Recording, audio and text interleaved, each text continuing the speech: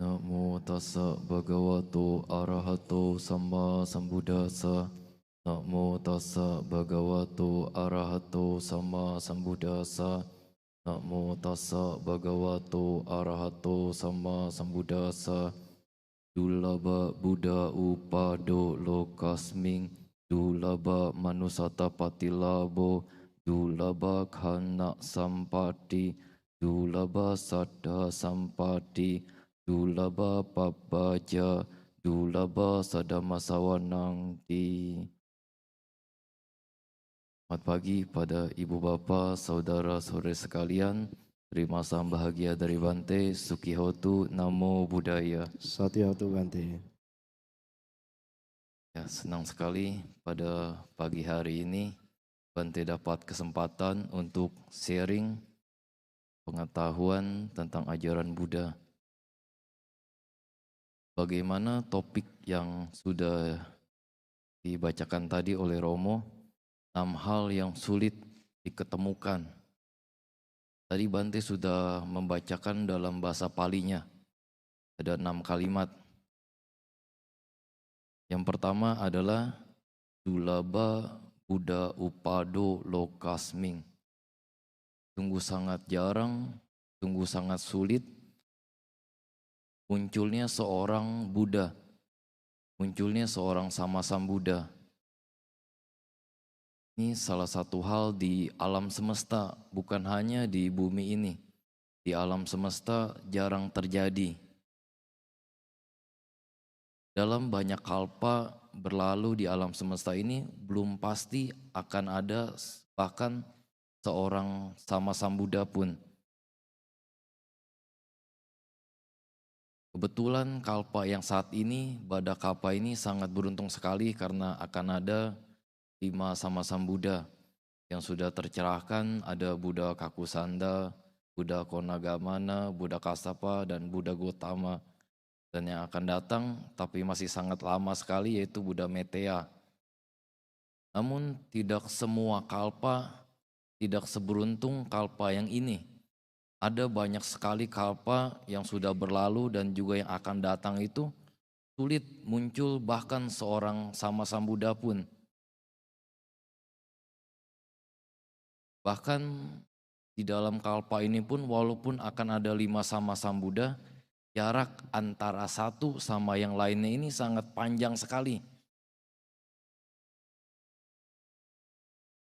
Nah, kalau di dalam siklus umur manusia di dalam teori agama Buddha, seperti halnya saat ini, rata-rata umur manusia itu 75 tahun. Seiring berjalannya waktu, 100 tahun kemudian akan jadi 74, 100 tahun kemudian lagi jadi 73, 100 tahun kemudian lagi jadi 72, sampai suatu saat paling minimal itu 10 tahun. Nah, dari 10 tahun nanti seiring membaiknya moralitas rata-rata manusia akan pulih kembali. Nah, itu pun setiap 100 tahun baru naik, rata-ratanya jadi 11 tahun, 100 tahun kemudian rata-ratanya jadi 12 dan seterusnya. Sampai maksimal itu 1 asangkaya. Tapi di sini satuan asangkayanya berbeda dengan satuan asangkaya kapa. Ini 1 asangkaya umur manusia. Nah, sebagai contoh, zaman Buddha sebelum Buddha Gotama, Buddha Kassapa. Nah, itu ketika umur rata-rata manusia 20.000 tahun. Nah, bayangkan dari rata-rata umur manusia 20.000 tahun, zaman Buddha Kassapa, perlahan-lahan umur manusia turun, perlahan demi perlahan sampai 10 tahun, naik sampai 1 asangkaya, turun lagi 100 tahun. Nah, disitulah zaman Buddha Gotama. Nah, ini pun kalau cuma 1 kali siklus, wah bukan tidak mungkin bisa saja berkali-kali. Nah, 1 kali siklus turun naik, sampai ketemu lagi zaman Buddha aja itu sudah sangat panjang sekali. Apalagi kalau sampai berkali-kali siklus penurunan dan penaikan umur manusia. Nah, di lain sisi, orang yang berhasil untuk mencapai tataran sama-sam Buddha ini sangat jarang sekali. Jarang ada yang mau, syarat dan prasyaratnya juga sangat sulit. Nah, bahkan jika seseorang, suatu makhluk, kalau mau menjadi sesosok seperti Petapa Sumedha, ketika beliau menyatakan tekadnya di bawah kaki Buddha Dipangkara untuk jadi yang seperti itu saja, butuh kondisi yang spesial, sulit untuk mencapainya. Apalagi setelah sudah dapat ramalan pasti sampai berhasil menyempurnakan 10 parami, sampai di kehidupan terakhirnya menjadi Siddhartha Gautama. Itu jauh lebih sulit lagi. Nah, tidak heran jarang munculnya seorang Sama Sambuddha. Nah, syarat diantaranya adalah bagaimana cara untuk jadi seperti Petapa Sumedha adalah ketika itu dia harus menguasai 4 rupa jhana. Nah, Petapa Sumedha sudah menguasainya. Ketika itu dia harus memiliki keyakinan terhadap hukum karma. Lalu ketika itu jikalau dia mau, dia pasti bisa mencapai tingkat arahat. Syarat yang lainnya adalah ketika itu dia haruslah seorang laki-laki. Nah, jadi ada banyak syarat itu. Petapa Sumedha di zaman itu sudah menguasainya, sudah memiliki syarat prasyaratnya untuk mendapatkan ramalan pasti dari seorang Sama Sambuddha yang masih hidup. Nah, ketika Buddha Dipangkara di zaman itu melihat bahwa Petapa Sumedha ini sudah memiliki syarat prasyarat yang cukup, nah lalu barulah dicoba menggunakan Anagata Nyananya Buddha Dipangkara, apakah Petapa Sumedha ini akan mampu untuk meraih tataran Sama Sambuddha. Nah, setelah dilihat oleh Buddha Dipangkara ternyata mampu, barulah Buddha Dipangkara menyatakan ramalannya bahwa setelah 4 asangkaya 100.000 kapa yang akan datang, Petapa Sumedha ini pasti akan menjadi Buddha Gautama. Dan dengan juga atributnya, misalkan siswa utamanya siapa, ayahnya siapa, ibunya siapa, kerajaannya apa, itu sudah diprediksi sudah lama sekali oleh Buddha Dipangkara. Setelah mendapatkan ramalan pasti dari Sama Sambuddha Dipangkara, barulah Petapa Sumedha itu layak mendapat gelar bodhisattva. Namun jikalau suatu makhluk atau seseorang yang belum dapat ramalan pasti dari seorang Sama Sambuddha, itu belum layak dikatakan bodhisattva. Entah seberapa hebat pun dia bertekad, seberapa hebat pun dia berusaha, selama belum dapat ramalan pasti dari seorang Sama Sambuddha, itu tidak layak dikatakan sebagai bodhisattva. Sejak di kehidupan itu sampai nanti tercerahkan waktu kehidupan Siddhartha Gautama sejauh 4 asangkaya 100.000 kapa, begitu banyak sekali kehidupan-kehidupan, begitu banyak penderitaan-penderitaan, begitu banyak pengumpulan kebajikan, penyempurnaan parami demi mencapai tataran Sama Sambuddha. Di dalam Sutta Pitaka, tepatnya Khuddaka Nikaya, tepatnya cerita Jataka, di sana ada 550 cerita Jataka. Ini bukan berarti sejauh 4 asangkaya 100.000 kapa ini cuma 550, bukan demikian. 550 cerita yang di dalam Jataka itu seperti satu mangkuk air dibanding dengan air yang ada di samudra. Jumlah kehidupan yang sesungguhnya dijalani oleh Bodhisattva Gautama itu sebanyak seperti tetesan air yang ada di samudra, sulit terhitung, sangat banyak sekali, saking banyaknya. Jadi kehidupan Jataka, kehidupan lampau dari Buddha Gautama yang tidak terceritakan itu jauh lebih banyak, sulit untuk dihitung, saking banyaknya. Selama 4 asangkaya 100.000 kapa, Bodhisattva itu harus menyempurnakan 10 parami dalam 3 lapisan masing-masing. Jadi misalkan dana parami, dana upah parami, dana paramata parami, sila parami, sila upah parami, sila paramata parami, nekama parami, nekama upah parami, nekama paramata parami. Demikian 3 lapis sampai yang ke-10 PK parami. Nah, konsepnya adalah seperti ini. Misalkan dana parami, seorang bodhisatwa harus mampu mengorbankan harta eksternalnya demi kesempurnaan kedermawanan, kesempurnaan berdana. Jadi misalkan harta, uang, obat-obatan, pakaian dan lain sebagainya, harta eksternal.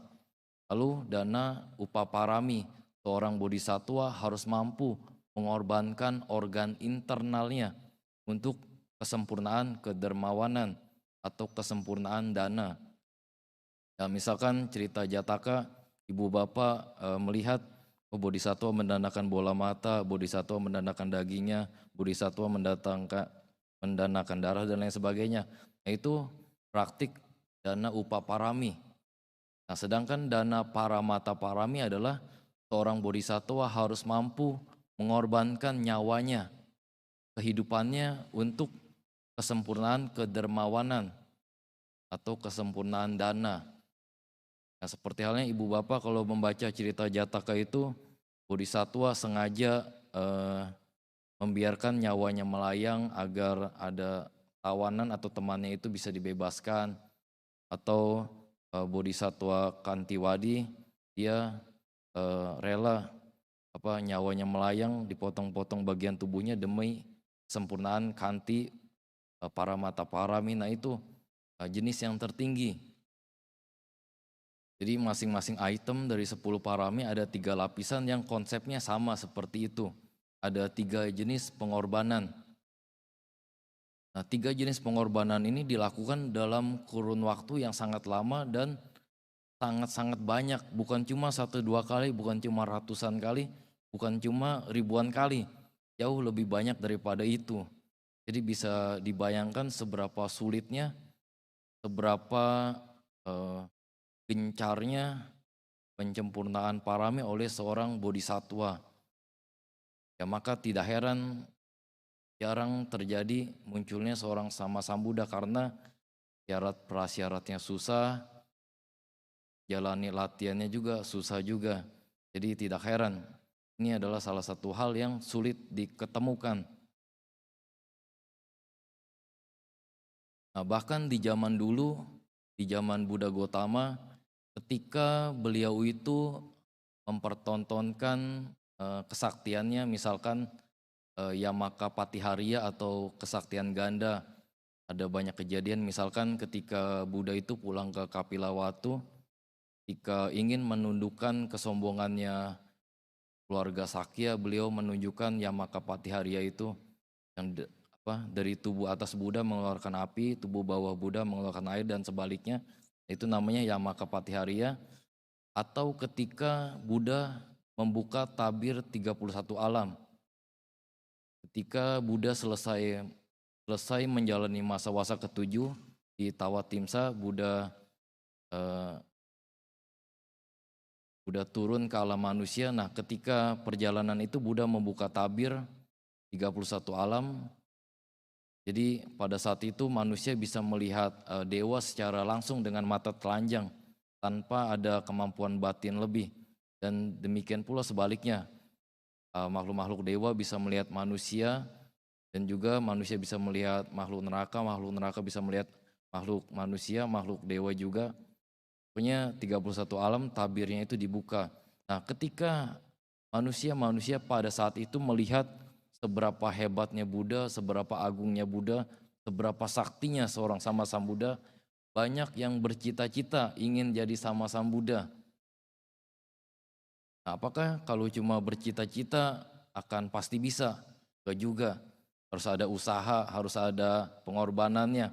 Banyak sekali yang istilahnya mati di tengah jalan. Jadi baru bercita-cita sebentar nanti melihat, oh ternyata banyak sekali pengorbanannya. Akhirnya dia merasa nggak sanggup menyerah. Lalu melihat seberapa panjang penyempurnaan paraminya, ada banyak yang menyerah. Pokoknya Intinya sangat sedikit yang mau berusaha, apalagi yang sampai berhasil jadi seorang sama-sama Buddha itu sedikit sekali. Maka Dulaba Buddha Upado Lokasming, sangat jarang, sungguh sangat sulit munculnya seorang sama-sama Buddha.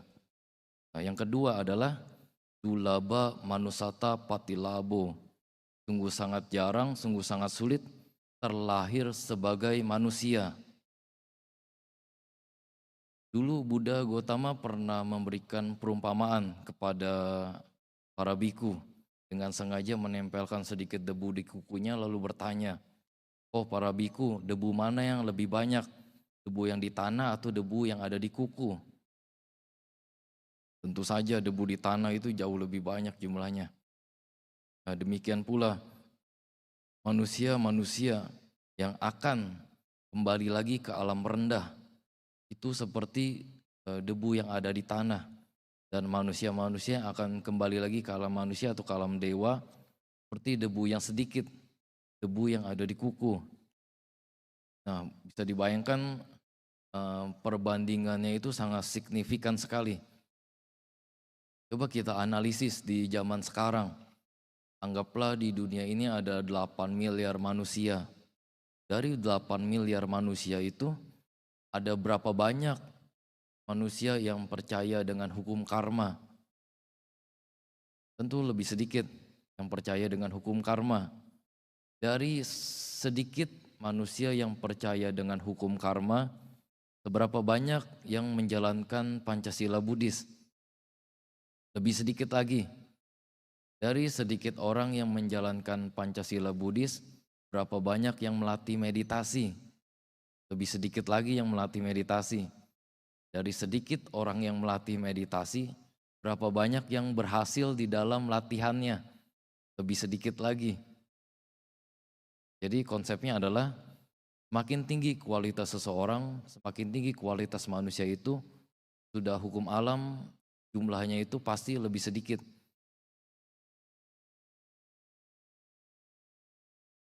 Nah, jadi saat ini ibu bapak, saudara-saudara sekalian sudah menjadi manusia, alangkah baiknya dimanfaatkan semaksimal mungkin. Walaupun mungkin sebagai perumah tangga ibu bapak tidak bisa maksimal di dalam melatih ajaran Buddha, tapi usahakan sebanyak mungkin dari latihan berdana, jalankan sila dan juga meditasi. Karena kesempatan sekarang ini jarang terjadi. Nah, lalu yang ketiga adalah Dulaba Khana Sampati. Sungguh sangat jarang, sungguh sangat sulit bertemu dengan momentum yang tepat. Khana Sampati atau momentum yang tepat di sini adalah berarti satu kehidupan di mana ibu bapak saudara-saudara sekalian ini memiliki beberapa faktor beruntung ketemu di satu kehidupan secara bersamaan. Jadi sebagai contoh saat ini, ibu bapak saat ini masih jadi manusia. Ibu bapak saat ini masih punya panca indriawi yang sehat. Ibu bapak saat ini masih bisa mengenal ajaran Buddha. Nah, beberapa faktor beruntung ini ketemu di satu kehidupan yang saat ini ibu bapak jalani ini jarang terjadi. Sepanjang samsara, berbagai kelahiran di alam semesta ini, untuk mencapai yang seperti ini jarang terjadi. Banyak sekali ibu bapak terlahir di alam manusia, benar jadi manusia, tapi ketika tidak ada ajaran Buddha. Seringkali terlahir jadi manusia, adanya ajaran Buddha tapi panca indrawinya cacat, sehingga tidak bisa berlatih dengan baik. Ada kalanya panca indrawi sehat, masih adanya ajaran Buddha tapi bukan jadi manusia, misalkan jadi binatang, jadi dewa, atau jadi makhluk lainnya yang bukan manusia. Nah, beberapa faktor yang beruntung bisa ketemu di satu kehidupan ini sungguh sangat jarang terjadi. Belum tentu di kehidupan setelah ini bisa ketemu kondisi yang seberuntung sekarang.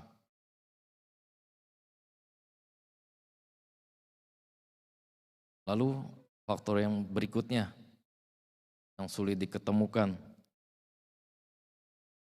dulaba sadha sampati.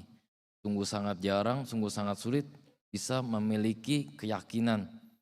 Nah, tentu saja di sini adalah keyakinan terhadap ajaran Buddha.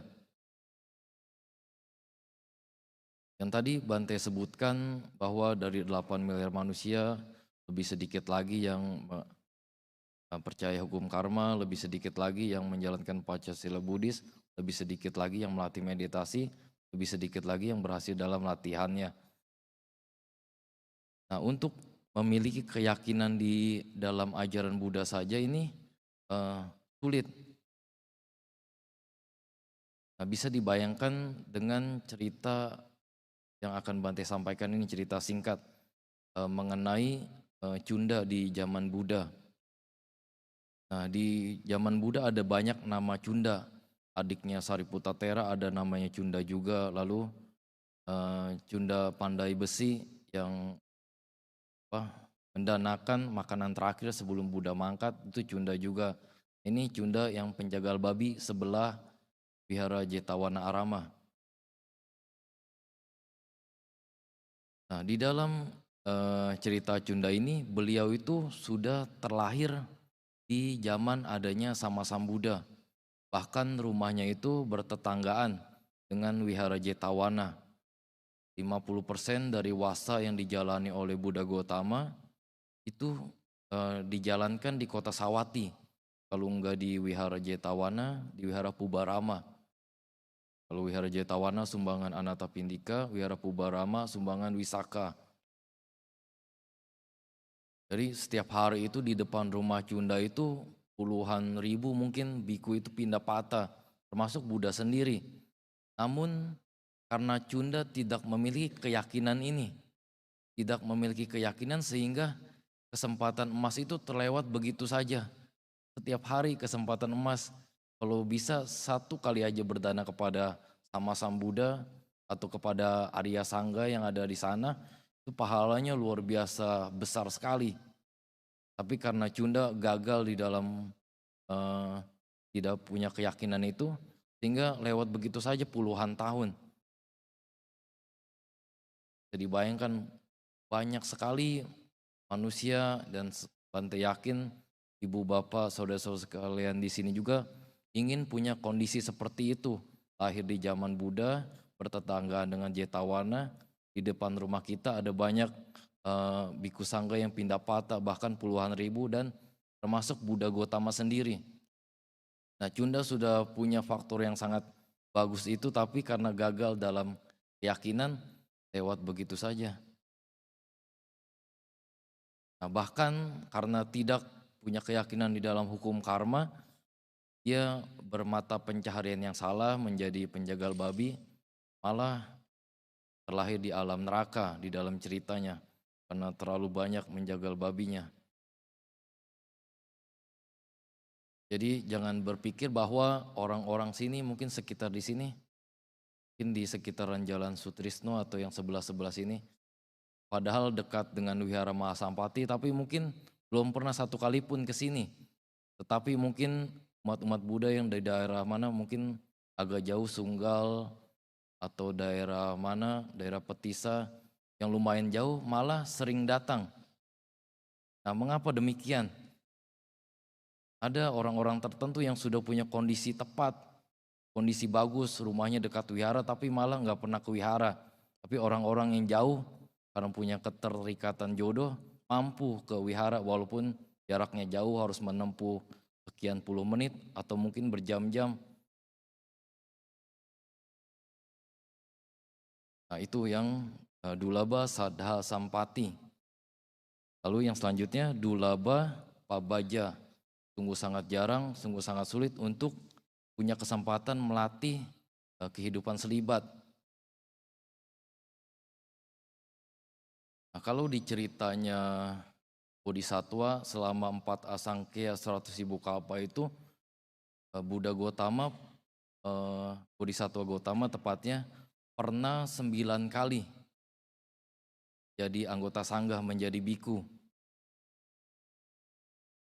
Nah, padahal dalam kurun waktu sebegitu panjangnya itu 4 sampai 100.000 kapa, jumlah kelahiran yang seperti tetesan air yang di samudra itu cuma 9 kelahiran jadi biku. Itu sangat sedikit sekali bandingkan kelahiran-kelahiran yang apa istilahnya waktu jadi perumah tangga. Memang ada selain jadi biku itu Bodhisattva Gautama pernah jadi pertapa di luar ajaran Buddha. Namun tetap bisa dikatakan bahwa sulit atau jarang kesempatan untuk punya kesempatan melatih kehidupan selibat.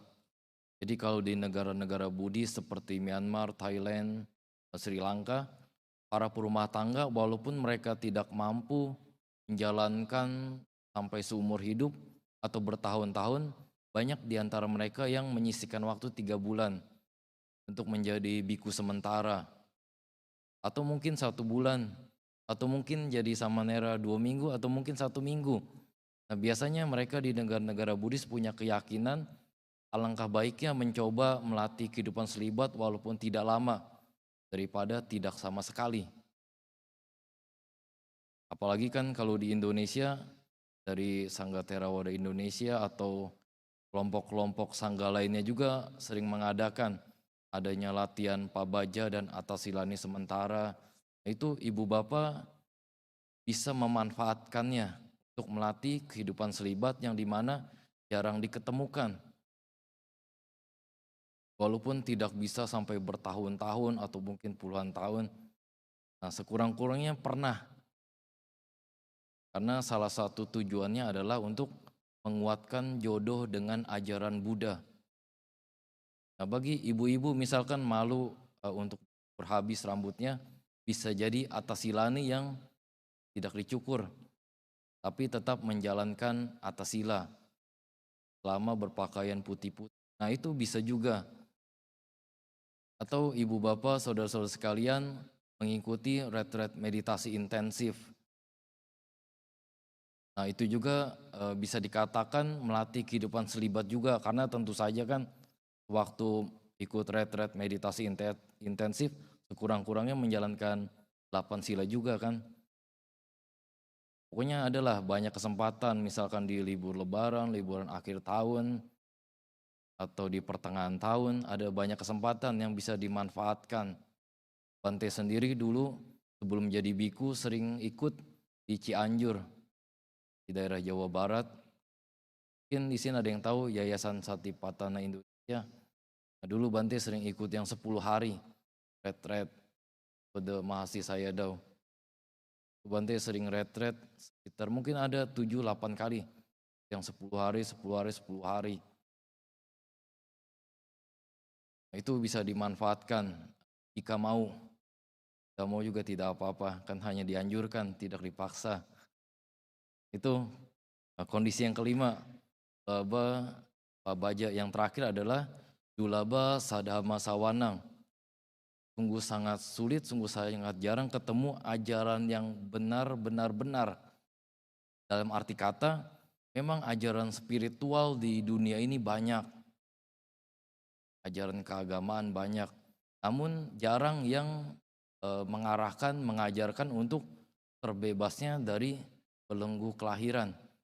Kalau yang mengajarkan untuk mencapai alam surga itu banyak. Namun yang mengajarkan untuk bebas dari lingkaran kelahiran, termasuk bebas dari kelahiran di surga juga, itu jarang. Ya, ajaran Buddha inilah ajaran yang disabdakan oleh Sama Sambuddha Gautama, anjurkan umatnya, ibu bapak, saudara-saudara sekalian untuk mencapai nibbana akhir, bukan hanya alam dewa. Kenapa demikian? Sehebat-hebatnya sesosok dewa, sehebat-hebatnya sesosok Brahma, sepanjang-panjangnya umur mereka, mereka akan mati juga. Ketika kekuatan kebajikannya habis, ketika kekuatan jananya habis, mereka akan mati juga dari alam sana dan berputar kembali di lingkaran kelahiran. Maka dari itu, Gautama menganjurkan agar ibu bapak, saudara-saudara sekalian menjadikan nibbana itu sebagai tujuan akhir, bukan hanya kebahagiaan alam dewa. Bukan berarti di alam dewa itu tidak ada kebahagiaan, ada, sangat banyak, sangat nikmat malah. Namun tidak layak dijadikan tujuan akhir. Nah, itu adalah 6 hal yang sulit diketemukan di alam semesta ini. Bante ulang sekali lagi. Dulaba Buddha upado lokasming, laba manusata patilabo, laba khana sampati, dulaba sadha sampati, dulaba pabaja, laba sadama sawanang. Nah, itu adalah 6 hal yang sulit diketemukan. Panjang banyak kelahiran yang sudah kita lalui di alam semesta ini. Nah, ketika seorang yogi atau meditator itu melakukan retret meditasi intensif, karena tidak mudah mempertahankan semangat wirya dalam berlatih, ada kalanya guru itu menganjurkan untuk melakukan perenungan. Salah satunya bisa menggunakan ini. Ingat bahwa kelahiran sebagai manusia ini jarang terjadi, berjodoh dengan ajaran Buddha ini jarang terjadi, kesempatan untuk hidup selibat jarang terjadi, kesempatan untuk mendengarkan ajaran yang bisa membawa pada kebebasan mutlak jarang terjadi. Nah, perenungan-perenungan sederhana ini bisa membangkitkan semangat meditator itu ketika usahanya sudah melemah, malasan menyerang, itu bisa nambah motivasi di dalam dirinya agar tetap di dalam latihannya.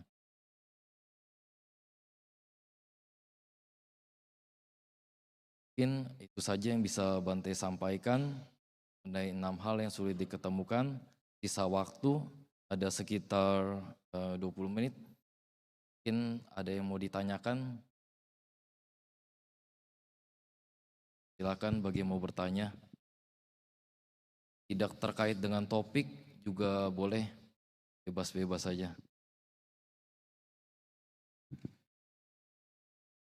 Silakan Rama Ramani, para pasaka pasika, Bapak Ibu, ada yang ingin sharing dengan Bante? Kami persilakan.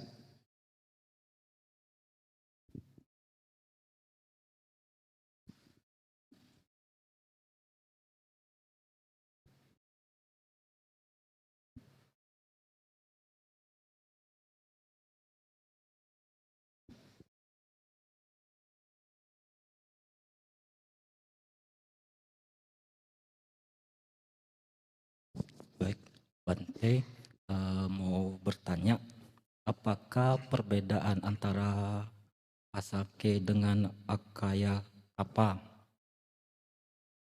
Asake Kappa. Terus kalau itu kedua, kenapa harus laki-laki, Bante? Kenapa bukan? Apakah perempuan tidak bisa? Apa sekarang sudah banyak gender juga ya, Bante? Maka tidak bisa mencapai sama Sang Buddha juga. Terima kasih, Bante. Ya, mengenai asangkya lebih dahulu. Kalau di dalam teori agama Buddha, asangkya kappa itu adalah jumlah kalpa yang tidak terhitung banyaknya. Biasanya kalau penyempurnaan paraminya bodhisattva itu karena saking banyaknya kan dikelompokkan menjadi, misalkan ada satu asangkya kappa, kurun waktu di mana kalpa itu sangat sulit terhitung saking banyaknya. Kalau satu kalpa itu Bante jelaskan sedikit perumpamaannya, misalkan ada satu kotak raksasa, panjang lebar tingginya masing-masing 1 mil, dan diisi biji wijen penuh sampai tidak menyisakan ruang kosong. Tiap 100 tahun sekali ada orang yang mengeluarkan 1 biji wijen, 100 tahun kemudian dikeluarkan 1, 100 tahun kemudian dikurangkan 1, 1 terus. Nah, misalkan sudah habis satu kotak raksasa itu, satu kalpa masih lebih lama daripada itu. Nah, kalau asangkya kappa adalah jumlah kalpa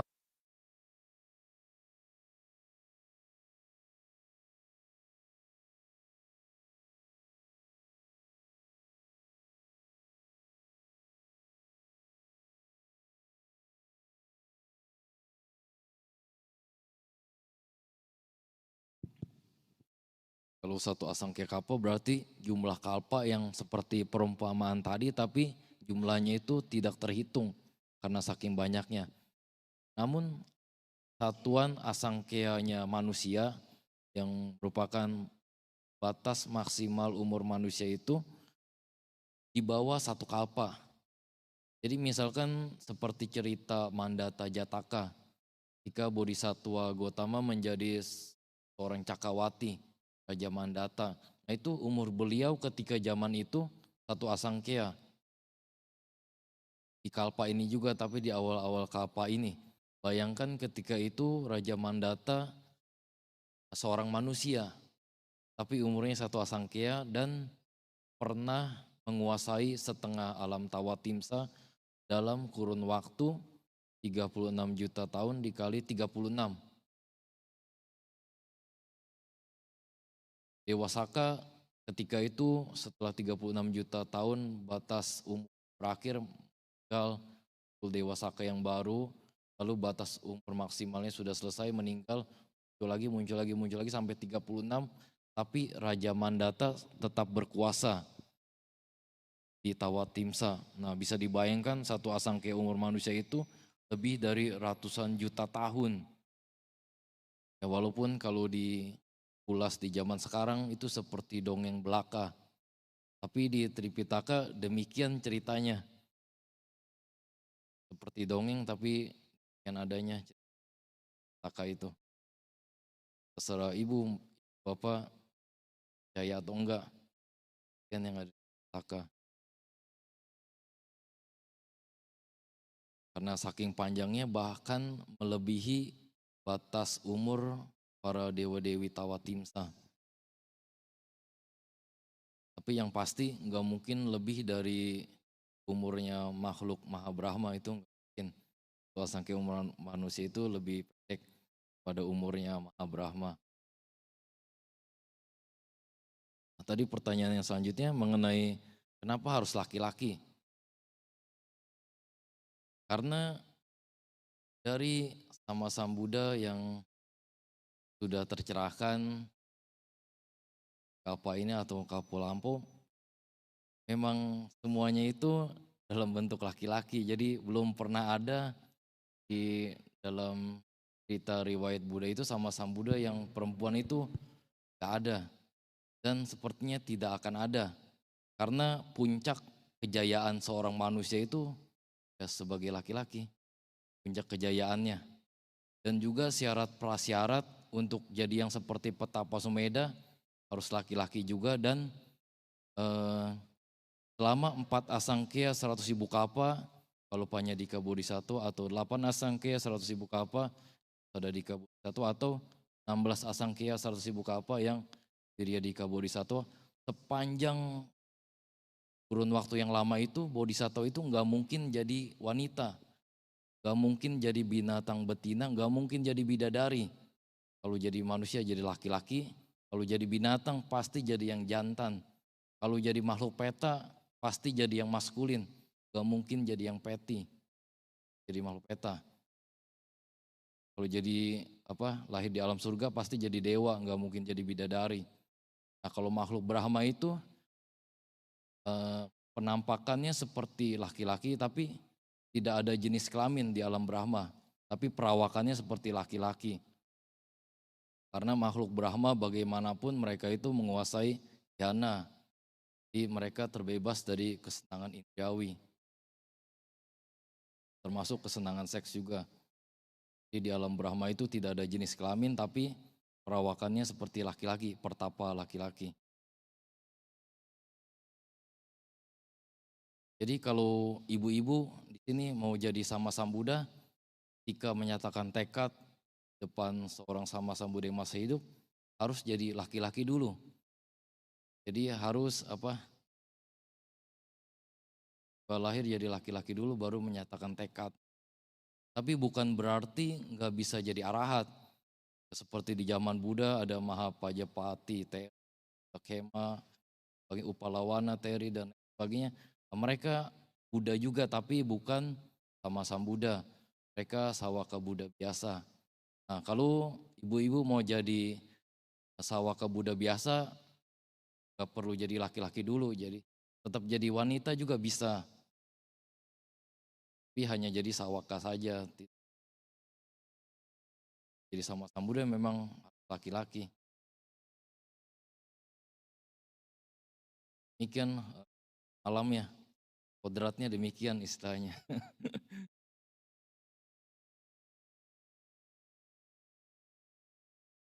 Ya, yang mau ditanyakan lainnya, silakan. Ada